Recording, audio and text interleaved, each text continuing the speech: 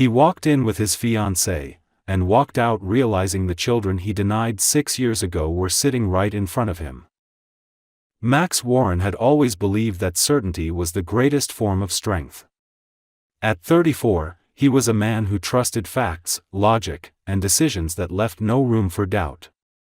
His rise to the position of CEO had not been accidental. It was built on discipline, ambition, and the ability to cut away anything that threatened his carefully structured life. Emotions, in his world, were something to be managed, not followed. 6 years earlier, he had been certain as well.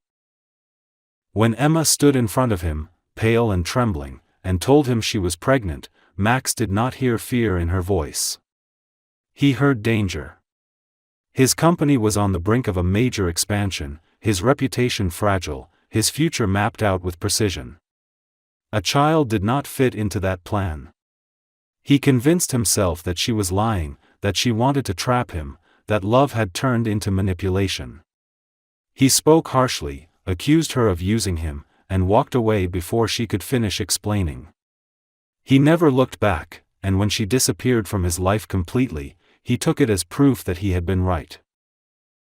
Now, 6 years later, Max was sitting on the open veranda of an elite restaurant overlooking the river, dressed in a perfectly tailored suit, the evening breeze carrying the scent of summer and expensive wine. Across from him sat Victoria, his fiancée, elegant and sharp-eyed, her dark hair styled flawlessly, her smile calculated and confident. She fit his life perfectly. She knew how to behave at events, how to speak to investors, how to never ask questions that might slow him down. This evening was supposed to be simple. A quiet dinner before an upcoming engagement party, another step toward a future that looked impressive from the outside. Max scanned the menu absent-mindedly while Victoria spoke about wedding venues and guest lists, her voice smooth but impatient, as if she were already bored with the details of a celebration she believed inevitable. Then Max looked up. At a table near the edge of the veranda sat a woman he had not seen in 6 years, yet recognized instantly. Emma's hair was lighter than he remembered, her posture calmer, her expression no longer marked by uncertainty. She looked older, not in years, but in depth, as if life had forced her to grow in ways he never had to. And beside her sat 2 boys. They were identical. Both had blonde, slightly wavy hair that caught the evening light, both had clear blue eyes that were painfully familiar, both were leaning toward her as they spoke, competing for her attention with effortless affection. One laughed openly, the other watched more quietly, but their movements mirrored each other so naturally it felt unsettling. Max felt the air leave his lungs. The world around him continued as if nothing had happened. Glasses clinked, people laughed, waiters moved between tables. Victoria was still talking, her words flowing without pause, but Max no longer heard her. His entire focus was locked on the scene unfolding a few meters away. Emma smiled at the boys, reaching out to adjust one of their collars, her touch instinctive and gentle. The boys responded with trust so complete it made something inside Max twist painfully. He did not need numbers, dates, or explanations.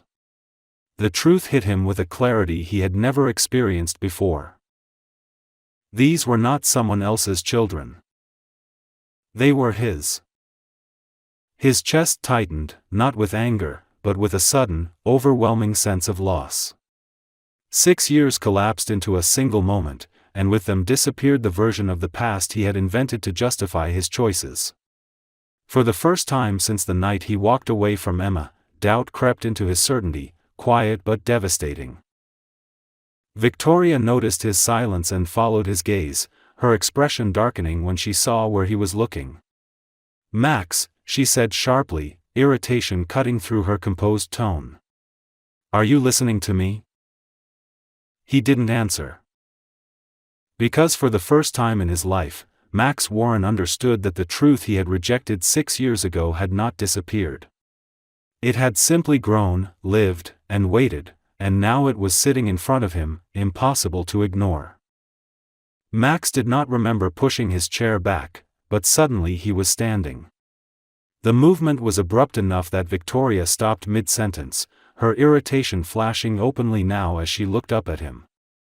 He barely registered her expression.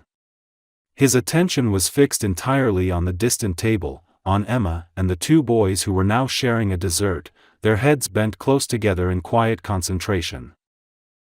"Where are you going?" Victoria asked sharply, lowering her voice but not her anger. "I'll be back," Max said automatically, though he had no idea whether it was true. He walked across the veranda with measured steps that did not match the chaos in his mind. Every instinct told him to stop, to turn around, to return to the safety of the life he understood. But another force, stronger and far more unsettling, pushed him forward. The closer he came, the more undeniable the resemblance became. It was in the shape of the boys' noses, the slight crease between their brows when they focused, the familiar way one of them tilted his head while listening. Emma sensed him before she saw him. Her smile faded, replaced by a stillness that spoke of recognition and readiness. She looked up slowly, her blue eyes meeting his with a calm that unsettled him far more than anger ever could. "Max," she said, not loudly, but clearly. The boys turned at the sound of his name, their gazes shifting to him with open curiosity. One of them leaned closer to Emma instinctively, while the other studied Max without fear, his expression thoughtful and serious. For a moment, no one spoke. "I didn't know," Max said finally, the words falling flat even to his own ears. They sounded insufficient, almost meaningless, against the weight of what stood between them. Emma nodded slightly, as if she had expected nothing more. "I figured you wouldn't."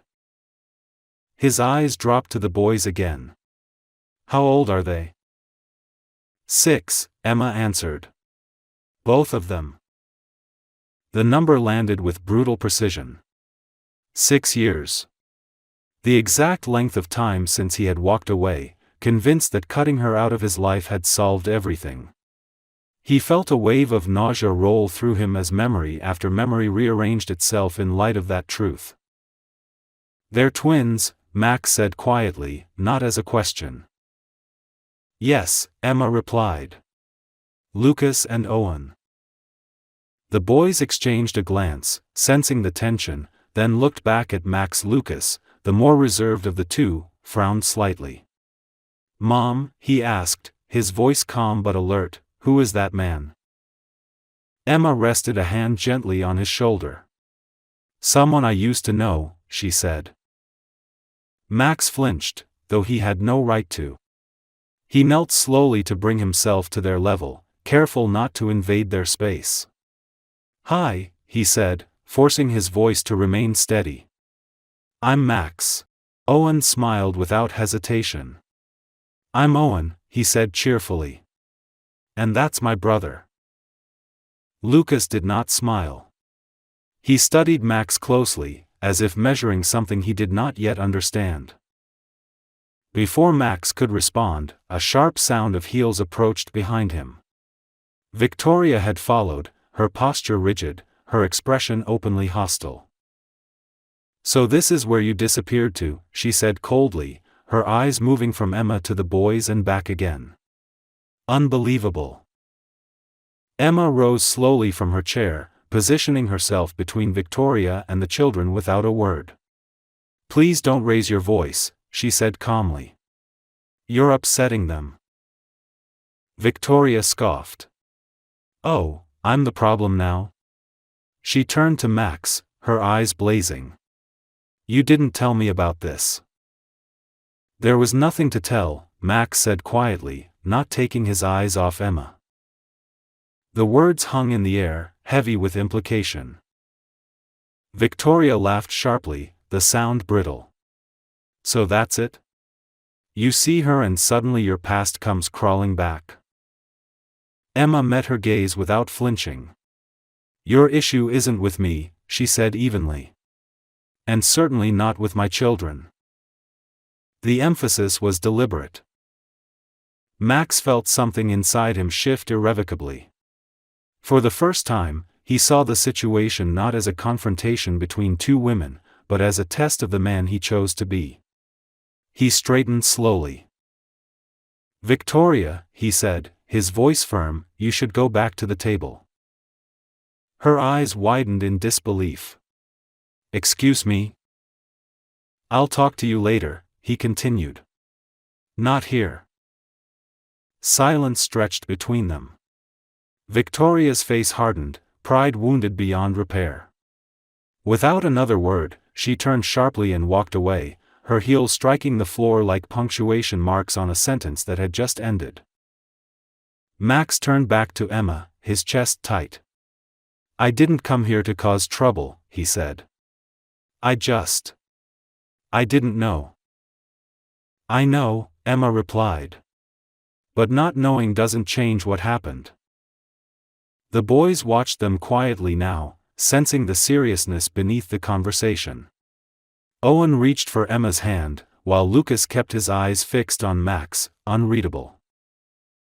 "I'm not asking for anything tonight," Max said after a pause. "I just needed to see you. To see them." Emma studied him carefully, searching for something beneath the shock and regret. Finally, she nodded once. "That's enough for today," she said. "They're tired." Max stood slowly, his legs unsteady. "May I see them again?" Emma hesitated, then answered honestly. "We'll see." It was not permission. It was not refusal.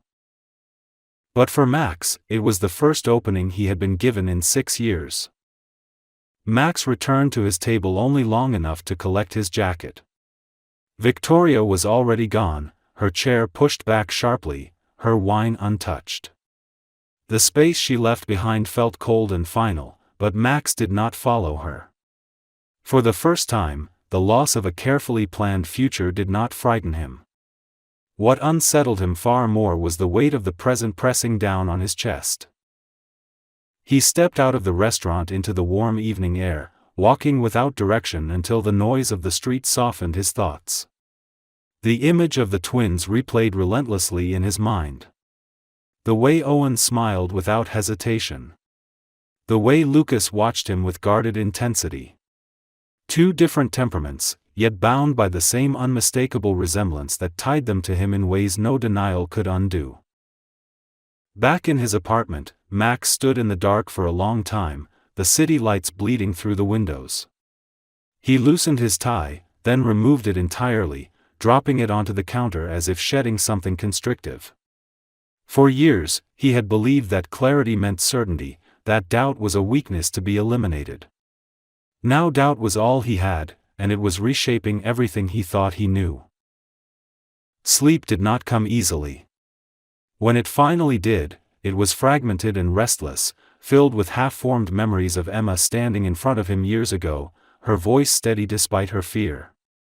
He realized, with a painful clarity, how selectively he had remembered that night. He had focused on his own anger, his own sense of betrayal, while ignoring the quiet resolve in her eyes. She had not been manipulative. She had been terrified and alone. By morning, his certainty had crumbled completely. Max cancelled his meetings without explanation. His assistant protested briefly, unused to deviation from routine, but he ended the call quickly. For once, the company could function without him. There were things no boardroom decision could resolve. He spent the day replaying timelines, dates, conversations, reconstructing the past with brutal honesty.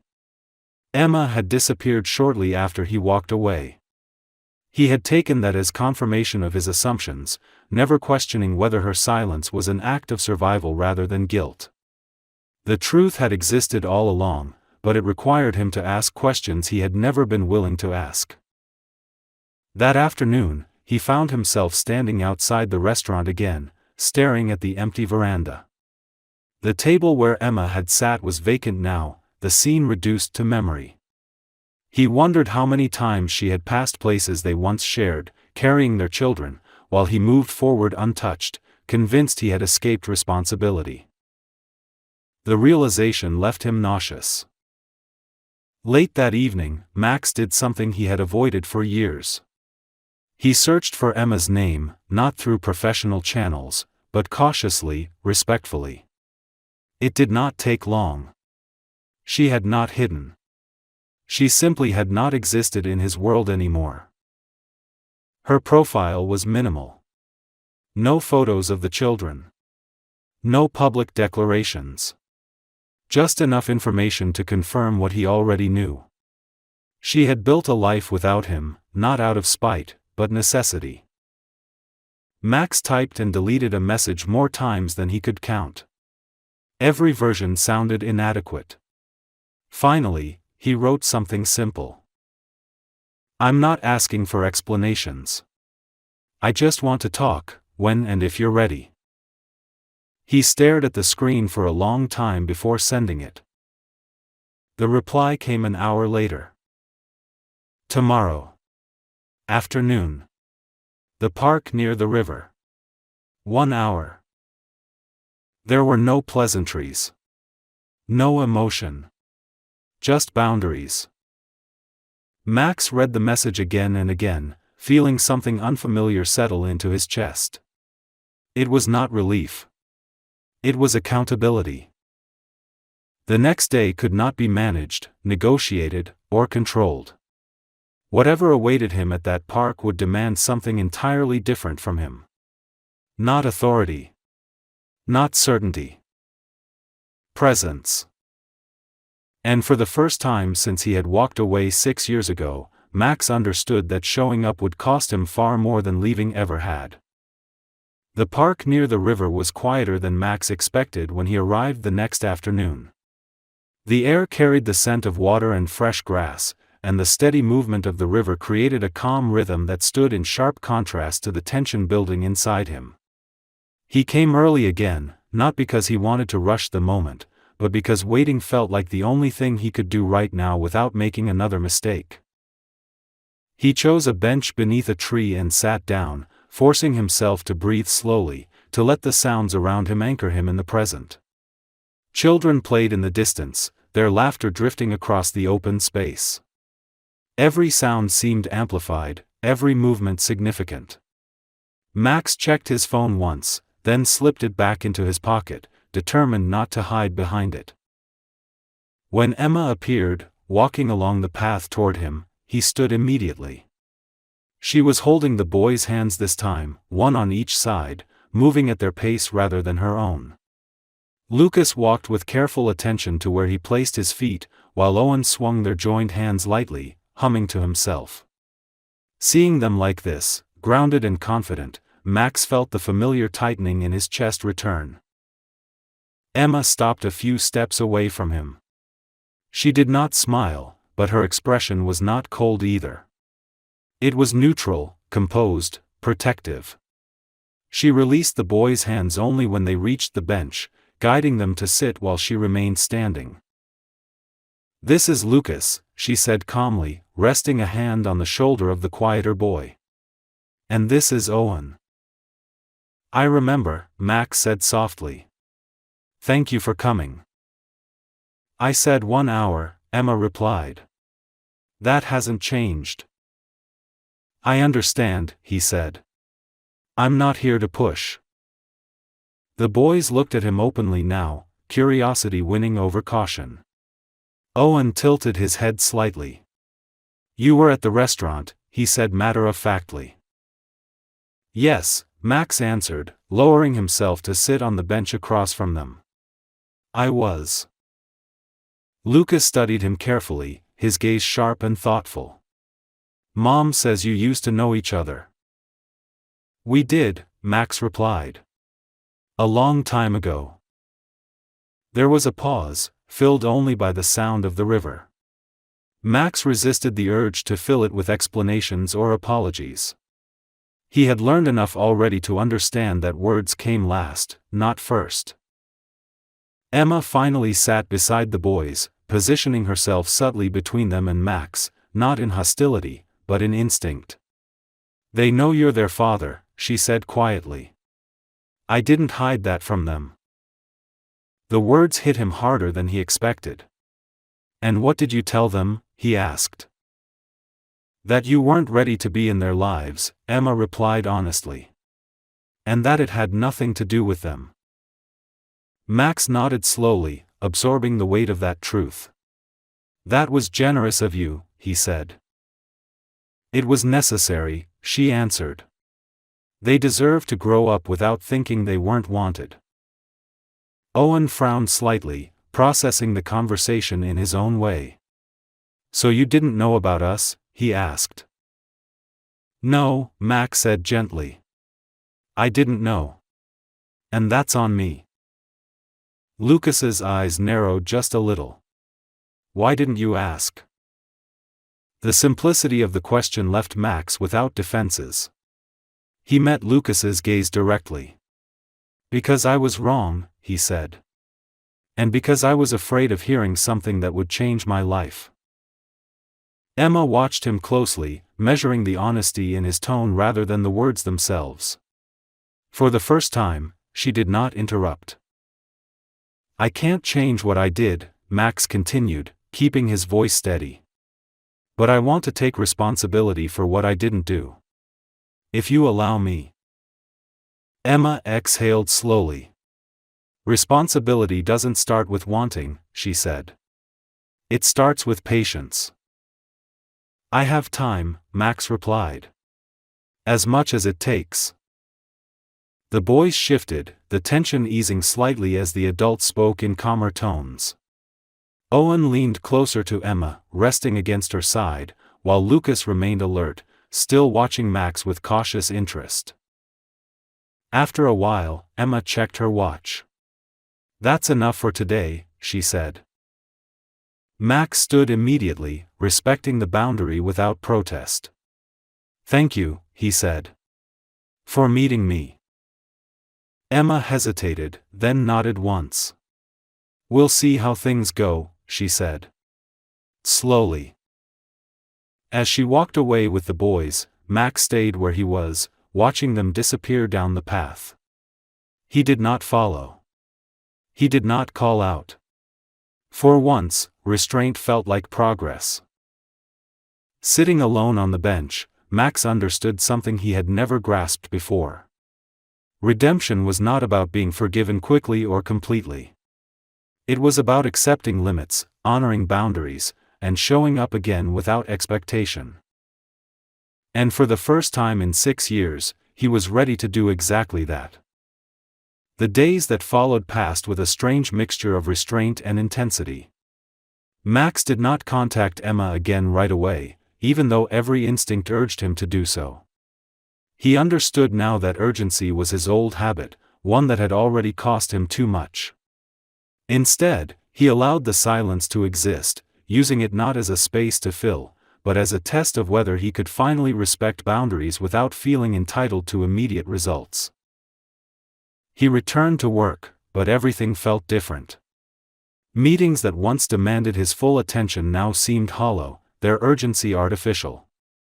He found himself watching the clock in a way he never had before, not because he wanted the day to end, but because he wanted time itself to slow down. The image of Lucas and Owen sitting on that bench replayed in his mind constantly, their faces serious and observant, far older in awareness than their years suggested. One evening, unable to remain still any longer, Max drove through the neighborhood near Emma's apartment, careful not to pass her building directly. He told himself he was only trying to understand the environment his sons were growing up in, but the truth was more complicated.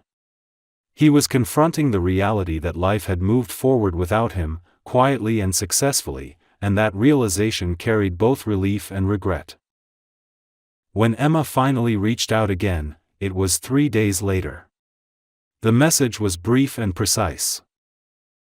Tomorrow. Same park. 30 minutes. Max read it twice, then once more, feeling something steady replace the nervous anticipation he had felt before. He replied with a single word. Okay. The next afternoon, he arrived exactly on time.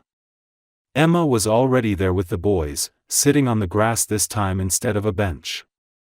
Lucas was drawing lines in the dirt with a stick, focused and methodical, while Owen chased a butterfly with dramatic enthusiasm. Emma watched them with quiet attentiveness, her posture relaxed but alert. Max approached slowly and stopped a few steps away, waiting.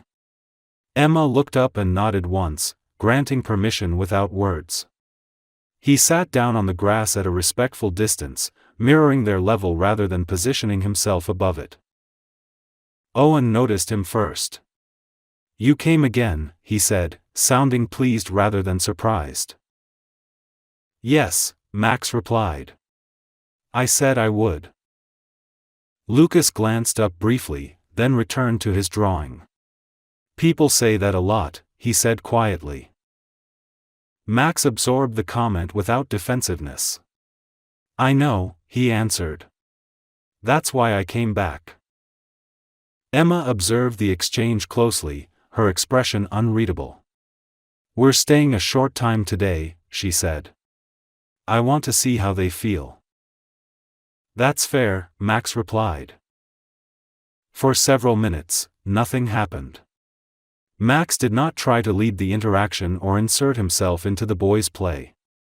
He watched, commented only when spoken to, and allowed silence to do its work.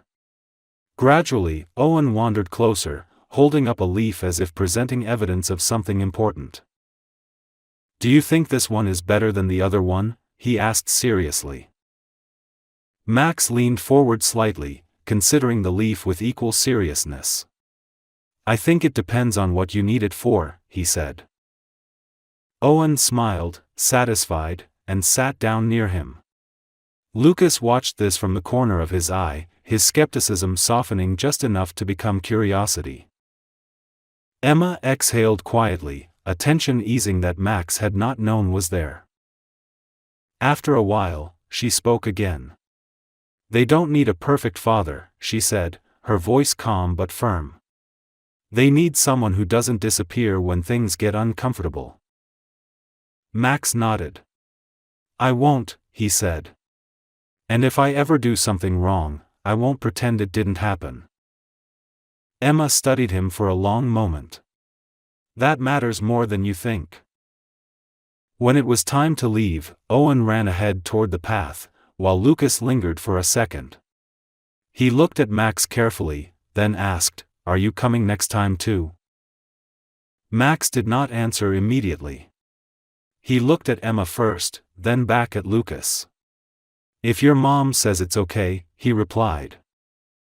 Emma met his gaze and nodded once. "We'll talk," she said. It was not trust yet, but it was movement. As Max watched them walk away, he felt no rush to follow, no need to push the moment further. For the first time in his life, he understood that presence was not about proximity, but reliability. And as he stood there, alone in the park that had become the center of everything, he knew that whatever came next would be built slowly, deliberately, and honestly. For the first time, that felt exactly right. Time began to stretch in unfamiliar ways for Max. Days no longer blurred together as they once had, measured only by deadlines and achievements. Instead, they were marked by smaller moments that carried a weight he had never learned to recognize before. A message from Emma confirming another meeting. A brief memory of Lucas's careful gaze.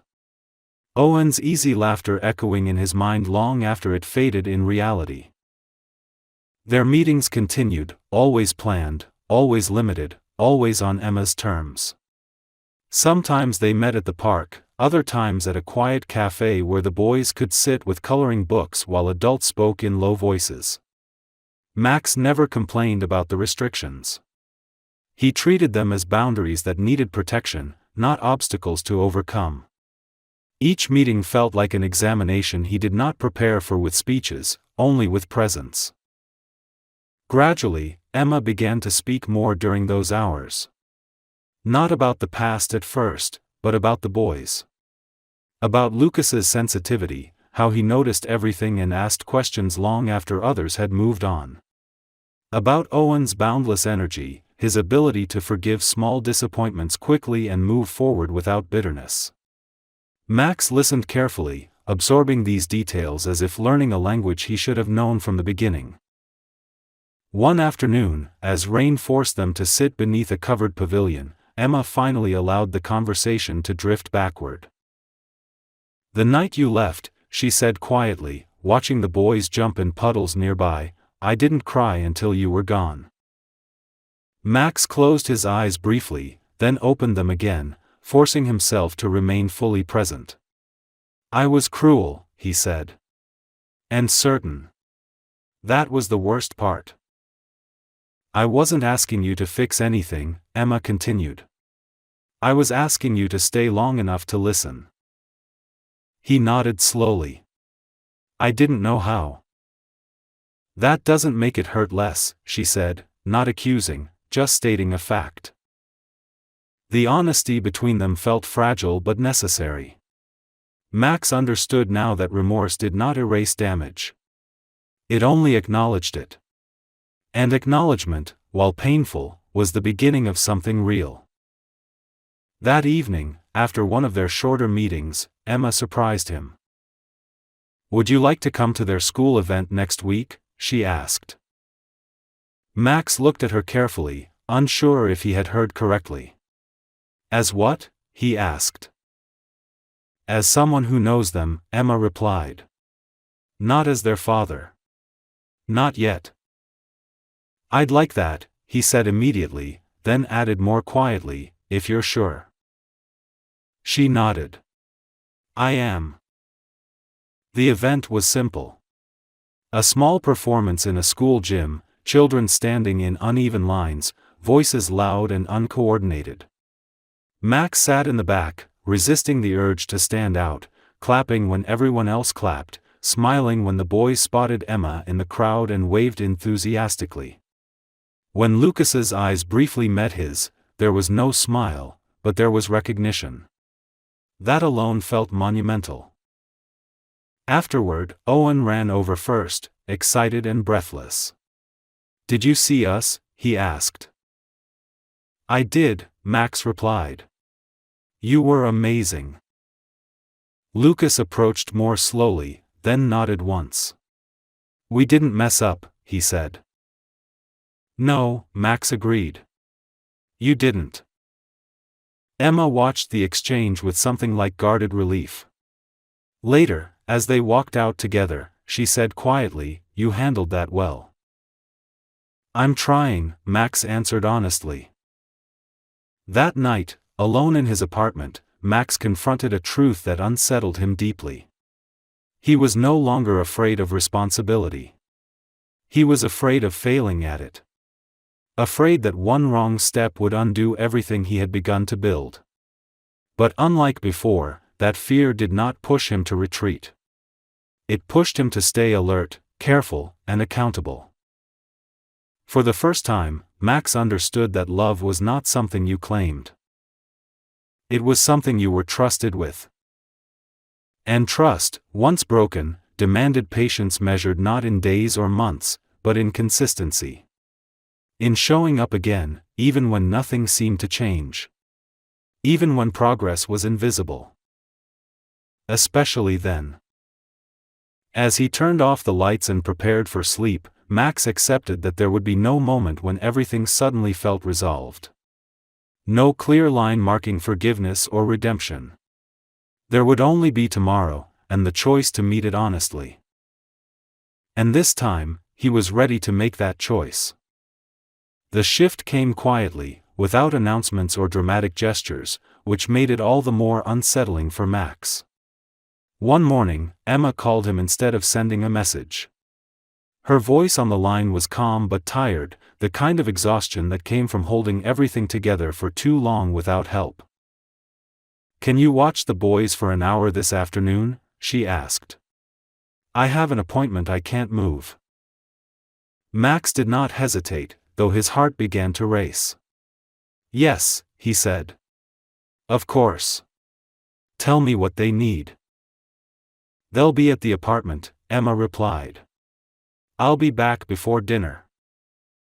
When he arrived, the space felt intimate in a way that made him acutely aware of his place in it. The apartment was modest but warm, filled with small signs of a carefully structured life. Shoes neatly lined by the door. Drawings taped to the refrigerator. A stack of children's books arranged by height rather than theme. Max took it all in silently, recognizing how much effort it took to create stability without ever expecting recognition for it. Emma knelt in front of the boys, giving instructions with practiced clarity. "I'll be back soon," she said. "Listen to Max. He knows what you can and can't do." Owen nodded enthusiastically. Lucas glanced at Max, then back at his mother. "You're coming back," he said. "I am," Emma replied, meeting his gaze steadily. "I always do." When the door closed behind her, the apartment seemed to hold its breath. Max sat on the couch, unsure how to begin. Owen solved the problem for him by climbing onto the cushion beside him, already flipping through a book. "Can you read?" Owen asked. "Yes," Max said, smiling despite the knot in his chest. "I can read." They settled into a rhythm that felt surprisingly natural. Max read slowly, adjusting his pace to Owen's interruptions and Lucas's occasional corrections. When the book ended, they moved on to building a tower from wooden blocks, a task Lucas approached with careful precision while Owen preferred speed over stability. When the tower collapsed, Owen laughed and Lucas sighed, already planning how to improve it next time. Max watched them, struck by how clearly their personalities revealed themselves in the smallest moments. He realized then how much he had missed, not just milestones, but this quiet, ordinary magic that defined real life. Later, while Owen napped on the couch, Lucas sat across from Max at the table, drawing intently. "Do you live alone?" Lucas asked suddenly. "Yes," Max replied. "Do you like it?" the boy asked, not looking up. Max considered the question carefully. "I used to," he said. "Now I'm not sure." Lucas nodded, as if that answer made sense. "Mom says being alone too long makes people forget how to talk," he said. Max felt something tighten in his throat. "Your mom is very wise." When Emma returned, she paused in the doorway, taking in the scene. Owen asleep under a blanket. Lucas drawing beside Max. The tension in her shoulders eased visibly. "Everything okay?" she asked. "Yes," Max replied. He woke up once, but went back to sleep. Emma smiled faintly. "Thank you." That evening, as they stood near the door, Emma hesitated. "They like you," she said quietly. "That matters to me." "I don't take that lightly," Max replied. Later that night, Max sat alone in his car, unable to start the engine right away. He realized that the fear he had carried for months had shifted. It was no longer about whether he deserved a place in their lives, but whether he could live up to the responsibility he had been offered. For the first time, that responsibility did not feel like a threat. It felt like a privilege. And Max understood that this was the point of no return. Not because Emma had forgiven him completely, or because the boys trusted him without reservation, but because he had crossed an internal line. He could no longer imagine choosing a life that excluded them. Whatever came next would be complicated, uncertain, and demanding. But for the first time, complexity did not scare him. It grounded him. Spring arrived slowly, almost cautiously, as if the world itself needed time to adjust to the changes unfolding between them.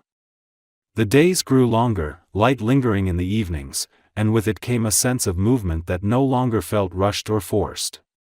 Max's presence in the boys' lives had become expected rather than questioned, woven quietly into their routine through consistency rather than declaration. He no longer needed invitations for every meeting.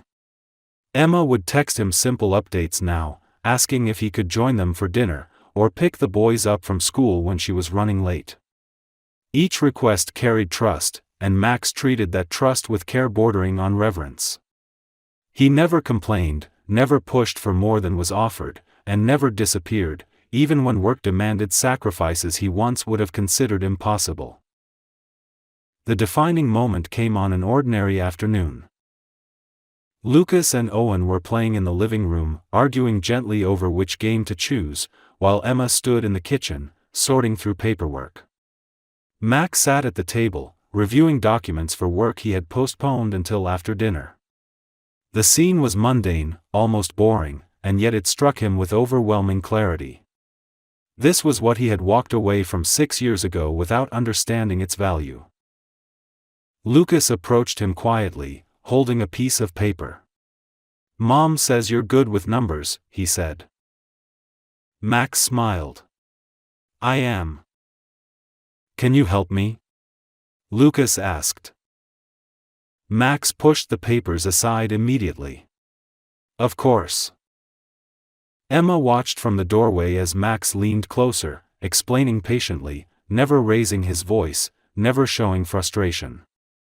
Owen joined in halfway through, asking unrelated questions that Max answered with equal seriousness. There was no performance in his behavior, no attempt to impress. He was simply there. That evening, after the boys were asleep, Emma poured 2 cups of tea and sat across from Max. The apartment was quiet, wrapped in the soft hum of the city beyond the windows. "I need to say something," she began. Max set his cup down, giving her his full attention. "I spent a long time believing I would always have to do everything alone," Emma said. "Not because I wanted to, but because I didn't trust anyone not to leave when it became difficult." Max nodded slowly. "I gave you every reason to believe that." "Yes," she agreed. "But you didn't this time." The words hung between them, fragile and heavy with meaning. "I'm not saying everything is forgiven," Emma continued. "Some things take longer than that. But I see who you are now. And more importantly, they do." She glanced toward the boys' room. Max felt something shift deep within him, something final and grounding. "I won't leave," he said. "Not when it's hard. Not when it's uncomfortable. Not ever." Emma studied his face, searching not for certainty, but for truth. When she found it, her shoulders relaxed in a way he had never seen before. Weeks later, they returned to the same restaurant where everything had fallen apart.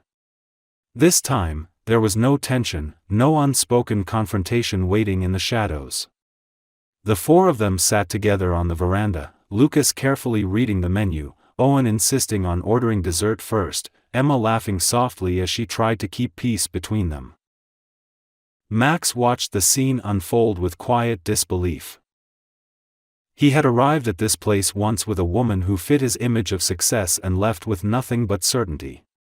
Now he sat here with a family he had nearly lost, understanding that real success had nothing to do with control or appearances.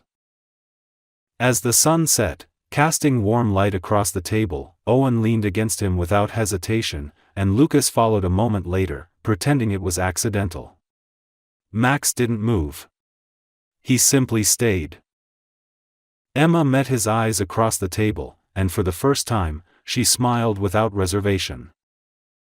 Max had not been given a second chance.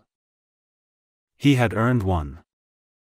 Not through wealth or power, but through patience, humility, and the courage to remain when it would have been easier to walk away. 6 years ago, he had rejected the truth out of fear. Now, he chose it, fully, finally, and without hesitation. And this time, he was exactly where he belonged. When I wrote this story, I wanted to show that the hardest mistakes are often born not from cruelty, but from fear. Fear of losing control, a familiar life, or oneself. But truth and responsibility cannot be escaped, they always catch up. For me, this story is not about money, but about choice and redemption. Max isn't a perfect hero. He's someone who learned step by step how to take responsibility and stay when it matters.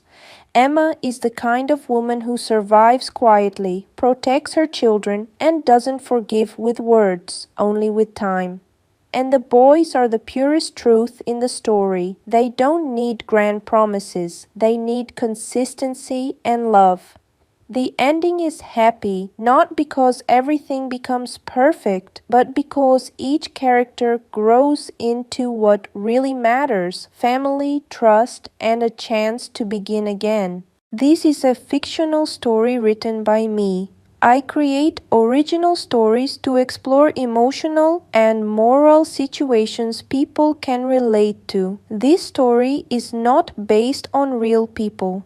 Thank you for listening and reflecting with me.